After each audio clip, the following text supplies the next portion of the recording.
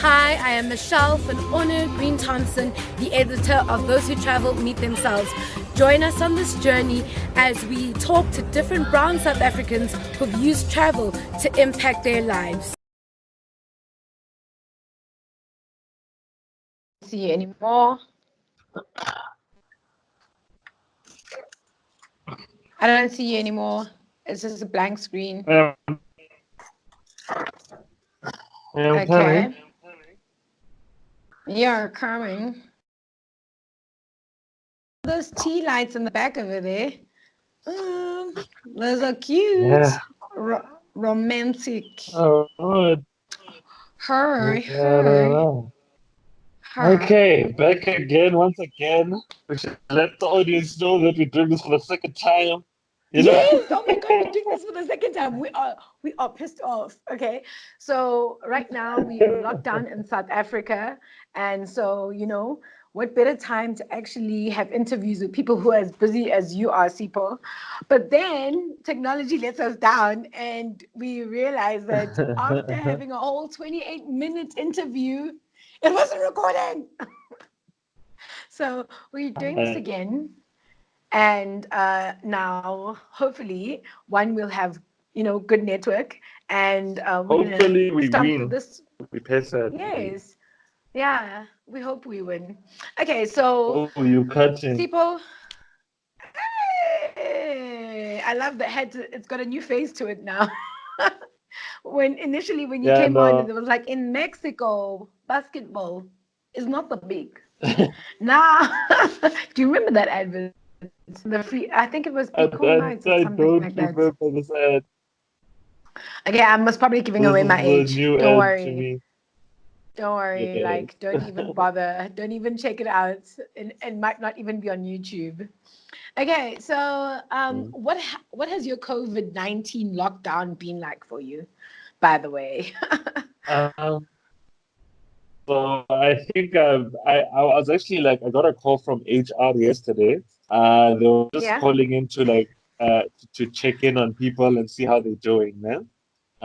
Yeah. So I was like telling them that, yo, for me personally, I think this is an interesting time. It's a new challenge. It's a Yeah. it's a pause. It could be a purging. It could be a spiritual upliftment, or like statisticians like a year, decades from now could find out that like we increased our expectancy by 10 years just because of that 3 week Yes. break. We don't know. Imagine. But then like Just imagine. so, I told her, I was like, yeah, no, it's actually doing pretty dope. And she was like, well, you are 1 out of 5 people that are doing well. Everyone else is on the edge. So I was like, yo, it's bad out there, man. People Yeah. are just hanging on to their sanity. Yeah, I think sometimes people are not used to being by themselves, The thing is when you're by yourself and having all this time to be with someone else and also to find a workable situation in the You house. I can't. mean, when people say there aren't enough rooms in this house for me to get away from you, and you're like, you know?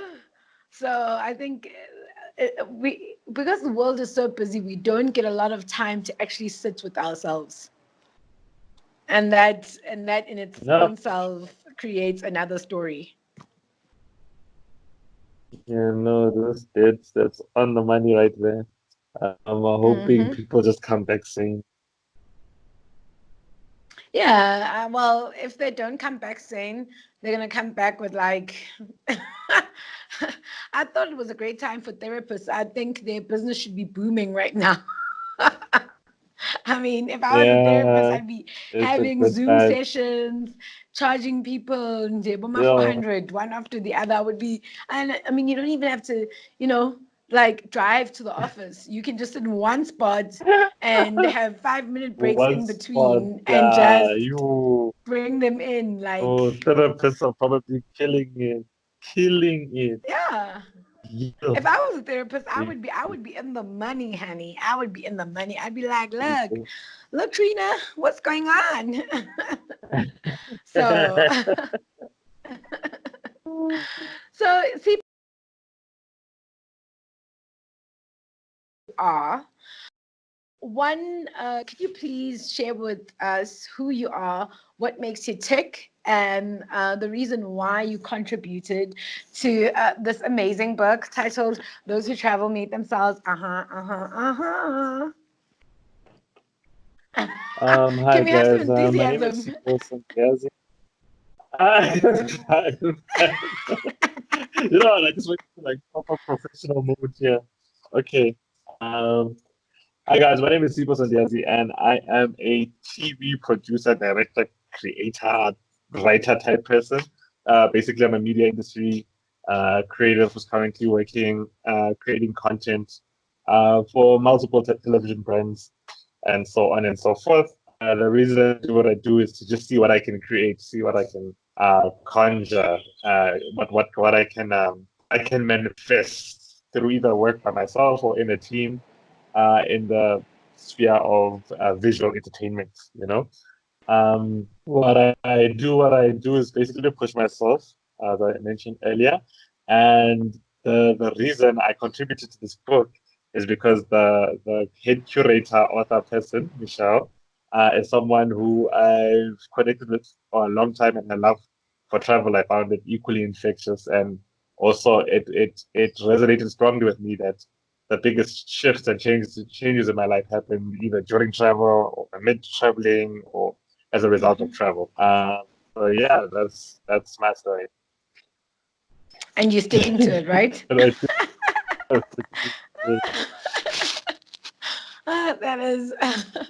So, Sipo, with your work, you've been traveling around quite a bit.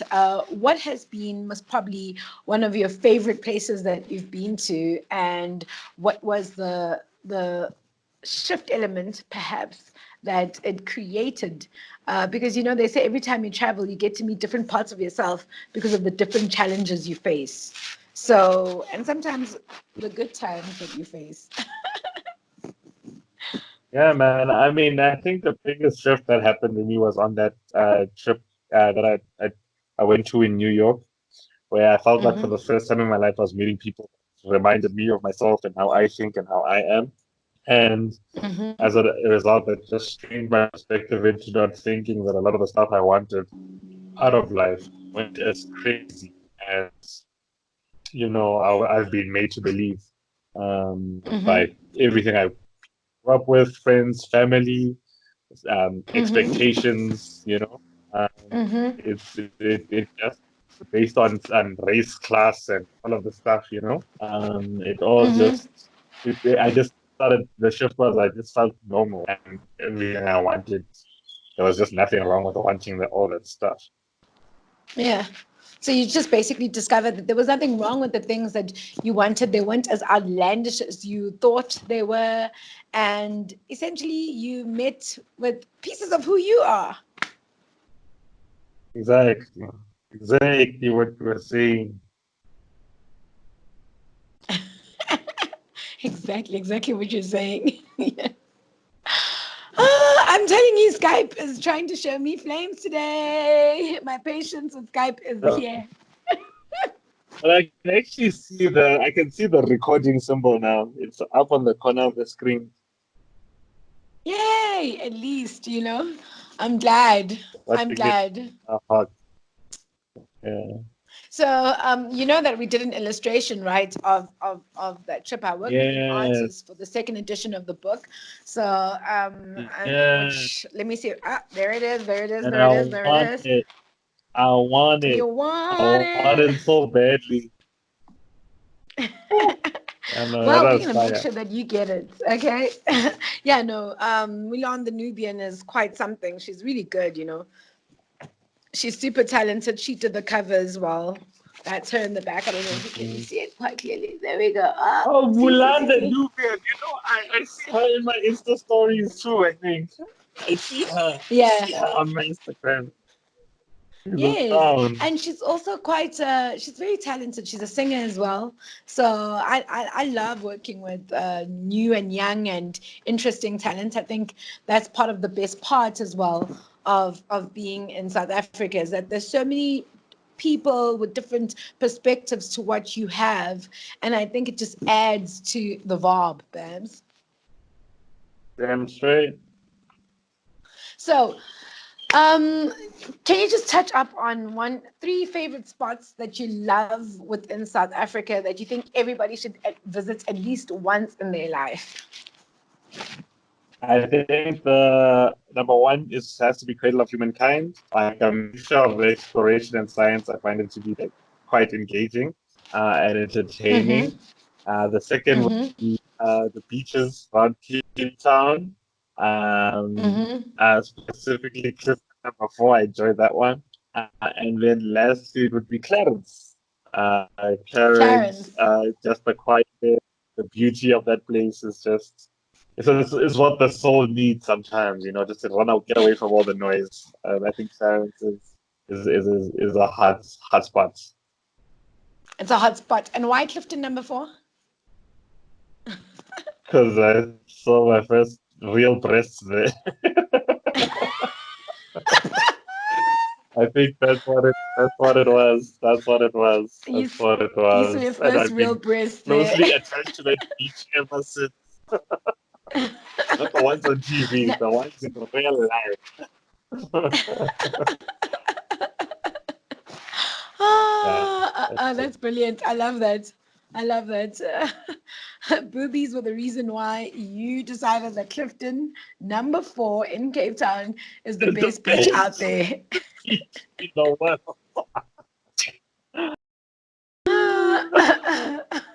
That's brilliant. I love that. Any lessons, like key lessons that you have taken from all your trips, like, key lessons that you'd like to share with us? It could be one, it could be two. Yeah, I think when you get out of your own space, Mm-hmm. and you're traveling, I think it's always great to just be curious, have Mm-hmm. a certain level of curiosity about the spaces around you, the people around you. You never know what you could learn. That in addition to Mm-hmm. being your most authentic self, I think is very important. But most importantly, I think, curiosity, Mm-hmm. like when in storytelling, we find that a lot of stories are started off by someone being more curious than is good for their health. But without that Mm-hmm. curiosity, there would have been no adventure. So big Absolutely. fan of just curiosity. Be Yeah, curious. Be curious. Wherever you go, be curious.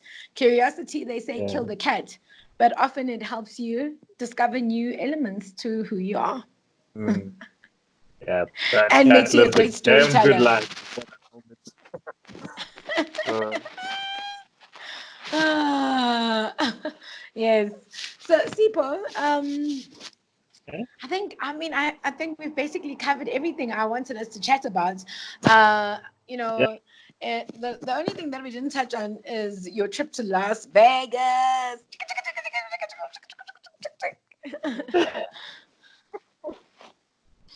What was that? What did you just do? Yeah, man. What was I saying about Las Vegas? You said What about Las Las Vegas? Vegas is like the Yeah, Indiana Jones. yeah, man. It's the only like of all the places that I've traveled to from work, like through work, Las Vegas is definitely the one that has left the like longest lasting impression, just based on Mm-hmm. purely the fact that it's such a self-contained hub of entertainment. Mm-hmm. It's like built purely for that purpose. You can tell like when Las Vegas formed, it didn't feel like there was a mine nearby. There wasn't any oil nearby. I don't know what happened Mm-hmm. to establish that Mm-hmm. place, but this weird city was just built on top of the desert in the middle of nowhere in the like harshest Mm-hmm. conditions, and it just based on the fact that it's just this entertainment hub, which also feels like it's so fake and it's not real, but it's there and it's huge. I just loved that place. I love the people I met there. Also, just felt like they were all just people in transition. They were all just freelancers who were brought there because of all the entertainment and amenities this place provides customers, people. You just have to go there, but no one I've met actually lived there.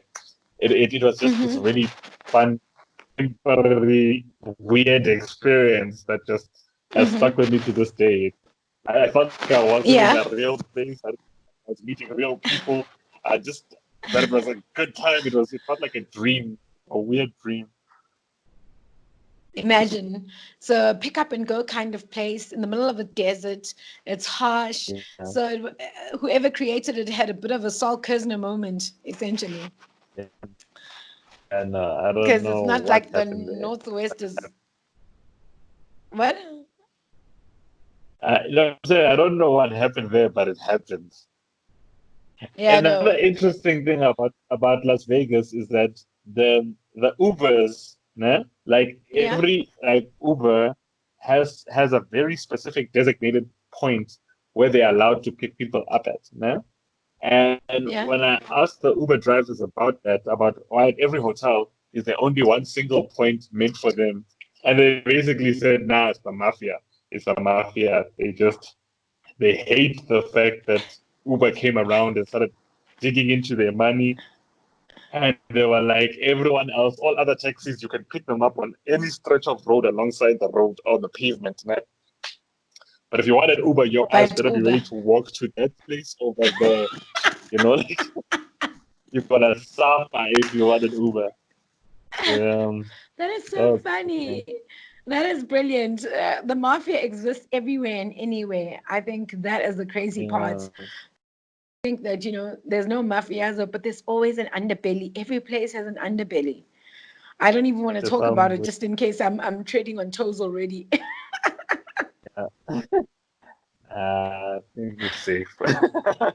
Yeah, I hope we're safe. And Otherwise, we might have another book in our hands. How I Messed with the Mafia. Michelle on the run. the taxi cartel. I got on the wrong side of the taxi cartel. You know, well, Uh, I mean, with COVID, we're already seeing that the taxi cartel definitely exists because all of a sudden, the taxi drivers are now allowed to have full amount of people in the taxi as long as they all wear masks. I was like, really? yo, we Really? need these Okay, taxi yo. drivers to fight for our right for alcohol. Shem. Yeah, I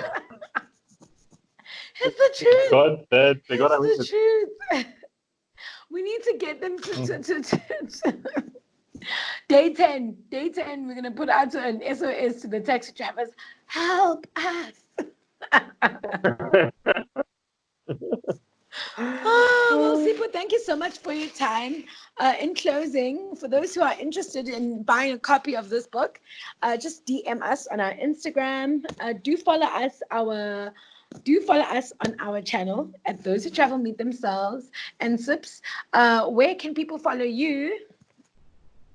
I'm at sip underscore TV on Instagram and at sip TV on TikTok. Trying out TikTok, Okay. giving it a go. Yes. Yeah. Because TikTok is where it's at. And I'm sure you need to be like TikToking away already. So thank you so much for coming through. And we really appreciate it. And catch you on the flip side, buddy. Peace. Stay safe. Ciao. Uh,